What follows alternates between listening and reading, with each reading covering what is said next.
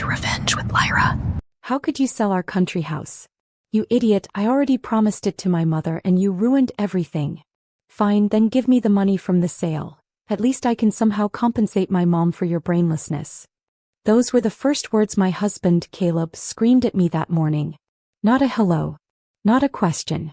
Just fury dressed as entitlement. My name is Marissa Lane, I'm 32. And if you think this story is about property, it isn't. It's about value. The kind you can't measure in square footage.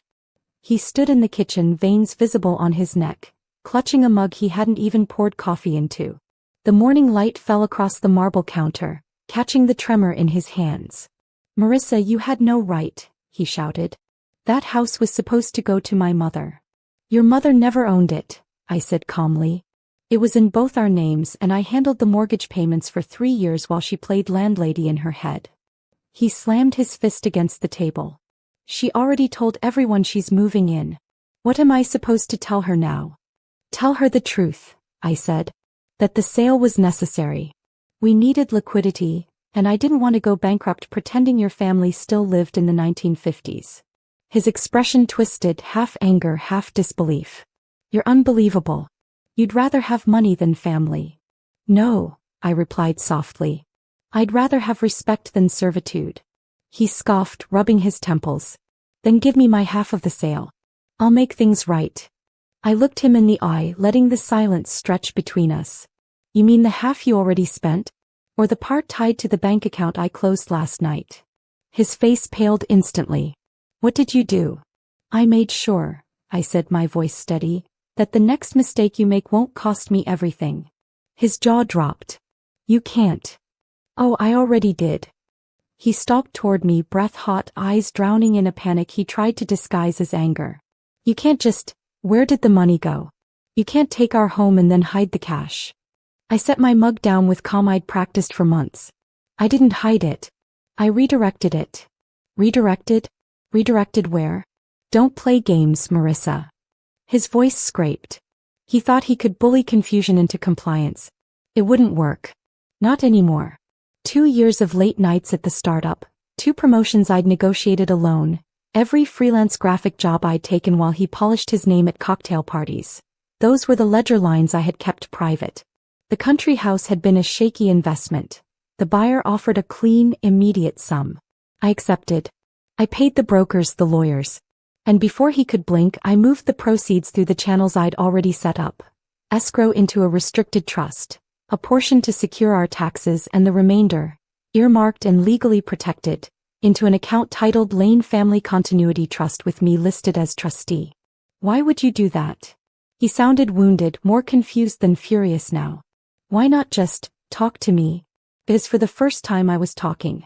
I explained, steady, the house paid for him living off family expectations. I paid the mortgage every month while you declared spending networking. When your mother decided entitlement was owed, I decided I wouldn't be collateral. He glanced at the polished table, at the wedding photo in the frame where his arm was draped possessively around me. You're being dramatic. Maybe, I allowed. Or maybe I'm being realistic. I watched the muscle in his jaw twitch. You'll get access to a portion, conditional, with financial counseling and a repayment plan. You'll have dignity to rebuild. You'll also have boundaries to learn. He laughed then, small, brittle. And if I refuse? Then the money stays protected. And you learn that promises made to mothers don't trump legal agreements. He sputtered, words and entitlement collapsing into a small, panicked mess. For the first time I saw him as he was. A man who expected life to be a menu where he could order other people's choices. I felt nothing like triumph. Only a clear, cool choice finally acted upon. Caleb's rage collapsed into something else that morning. Fear. He followed me around the living room like a man watching his own safety net burn. Marissa, please, you don't understand. Mom counted on that house. She already told her friends she'd retire there. You've humiliated us. I turned, slow, deliberate. Us? You mean her? Because the only thing she's ever retired from is accountability. He winced. His phone buzzed. Mom calling. I could see the panic bloom. Don't pick it up, I said. You'll just make another promise you can't keep. He ignored me, of course. Mom? Yeah, she sold it. Oh, I don't know why. I'm trying to He paused, color draining. What do you mean she moved her savings already? I knew exactly what she meant. I'd seen the hidden withdrawals weeks ago. Caleb transferring funds into his mother's temporary holding account. When I confronted him, he called it helping family. I'd called it stealing from our future. Now his betrayal came full circle. Marissa, he stammered, lowering the phone. You told her? I tilted my head. Told her what? That I finally looked at the joint statements? Or that you used me like a personal ATM? His shoulders collapsed. The truth had done what arguments never could. Silence. I stepped closer, my voice almost kind. You can still fix this, Caleb. You can start by calling your mother and telling her no. You can tell her the house wasn't hers. And you can tell yourself the same thing. He sat down, shaking. For a moment, I saw a boy lost in the ruins of his own entitlement. I just wanted to make her proud, he whispered. Then maybe start by being someone you'd be proud of, I said, picking up my keys. Because the next part of this story wasn't his anymore. It was mine. I drove straight to my lawyer's office that afternoon. The smell of rain mixed with the faint scent of leather and coffee as I sat across from Ms. Harmon, a woman whose calm made chaos feel small. You did the right thing, she said after reading the documents. You were listed as the primary mortgage payer and joint owner. You had every legal right to sell. Caleb thinks I betrayed him, I murmured. He says I embarrassed his mother. Harmon gave a soft, almost sympathetic smile. His mother's humiliation was self-inflicted. You didn't take her home. You just stopped living in her illusion. I let that sink in. 4 years his family had treated me like a guest in my own marriage. Decisions made in group chats I wasn't part of, dinners where they talked over me, endless reminders that he was their golden son. Me. I was lucky. Now I was finally done being lucky. I was done being used. As I left the office, Caleb's name flashed across my phone for the 5th time. I didn't answer. I knew he wasn't calling to apologize, he was calling to negotiate. That night he showed up at my apartment door, drenched from the rain, clutching a crumpled folder. You froze our accounts, he said quietly, his voice trembling. Mom's furious. She says we're finished. I leaned against the doorway. You're finished, Caleb. You, her, and the house you all thought you owned. He swallowed, eyes glistening. Where am I supposed to go? The same place I had to, I said. Forward. As the door closed between us, I felt something shift. Not victory but peace. The kind that comes when a woman finally stops apologizing for saving herself. Days bled into one another after Caleb left. The silence in the apartment was thick but not heavy. A kind of silence that hummed with relief instead of loneliness. For the first time in years I could hear myself think.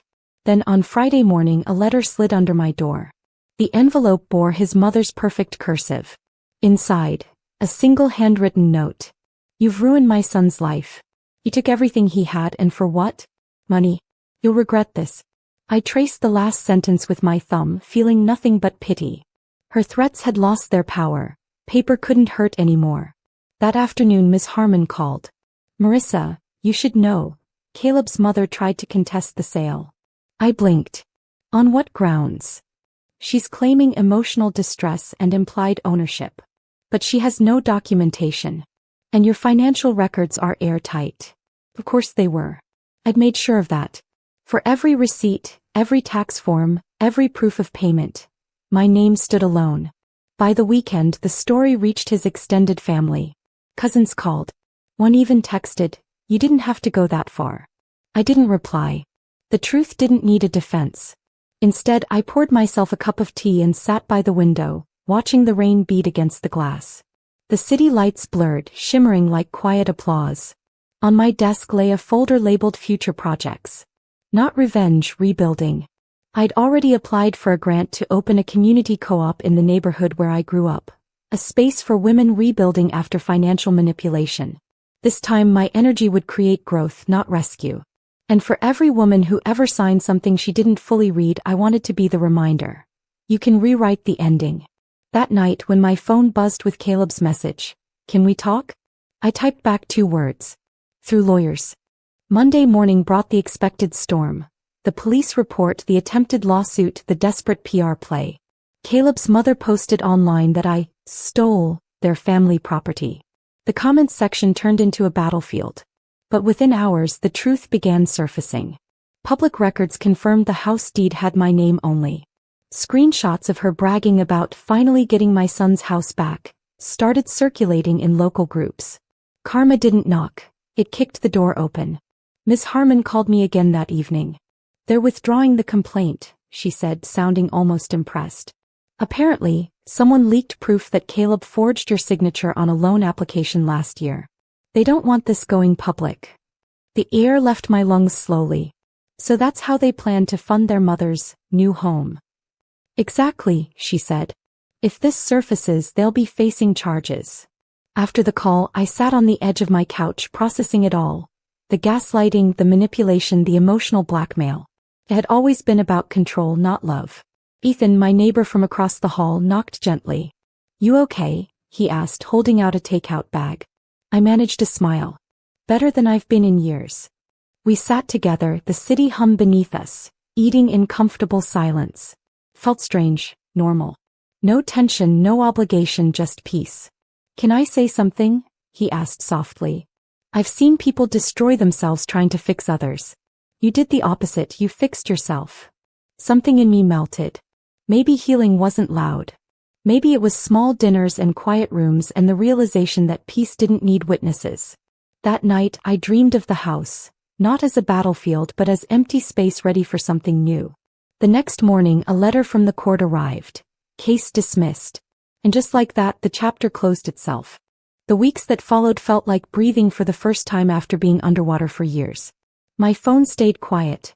No threats, no guilt-soaked messages, no midnight apologies crafted for control. Just silence. I filled it with music again. With sunlight. With plans. One Saturday morning I drove past the old country house. The one Caleb thought he'd lost to me. The for sale sign had been replaced by new owners repainting the porch. A young couple laughed as they carried in boxes. Their joy didn't sting, it soothed. That place no longer held me hostage. Later Ms. Harmon called one last time. "You'll get a refund from the overpayment after the closing," she said. "And Marissa, congratulations. You handled this with more grace than most clients ever could." Grace. The word lingered like a warm light in my chest. That night Ethan and I walked downtown for coffee. The autumn air carried the scent of roasted beans and rain on pavement. "So," he said, "what's next for you?" I thought about it. Something mine. Maybe a new start. Maybe a new business. He smiled. "Just don't give anyone your keys again." I laughed for the first time in months. Lesson learned. The next morning I stood by my window as sunrise spilled across the skyline. I thought of the woman who once signed papers she didn't understand, who bent over backward to keep peace at the cost of herself. She no longer existed. A message pinged on my phone, an unfamiliar number. "Mom's been hospitalized. He's asking for you." I stared at the words, unmoving. My hands didn't tremble this time. After a long pause I typed back one word. Prayers. Then I turned off my phone and opened my laptop, ready to start the life they never imagined I could build. It's strange how justice doesn't arrive with trumpets, just quiet, steady truth. A week later the headlines broke. Local man arrested for forgery and fraud. Caleb's photo flashed across every feed, his mother beside him, both facing charges for falsifying property and loan documents. I didn't gloat. I didn't even smile. I simply closed the article, turned off my phone and exhaled. Peace, it turned out, wasn't loud either. That afternoon I drove to the countryside, not to reclaim the house but to say goodbye. The porch paint was fresh now, wind chimes fluttering where once there were arguments. I left a small envelope in the mailbox addressed to the new owners. May this home be everything it never was for me. Safe, honest, full of laughter. On the drive back Ethan called. "You free tonight?" "I am now," I said, watching the skyline shimmer in the sunset. We met at the Riverside Cafe, the air crisp with evening mist. He reached across the table, his hand finding mine naturally without ceremony. "You finally look like you can breathe," he said. "I can," I whispered, because I stopped trying to convince people who never listened. Later that night I stood by my window again. The city lights reflected in the glass like thousands of small, forgiving stars. I thought of the woman who once apologized for existing, who stayed silent to keep the peace. She was gone. Tomorrow the papers would finish transferring the last asset into my foundation's account. The one supporting women escaping financial abuse. The cycle was ending where healing began. I picked up my pen and signed the final document, my name steady for the first time in years. Freedom, after all,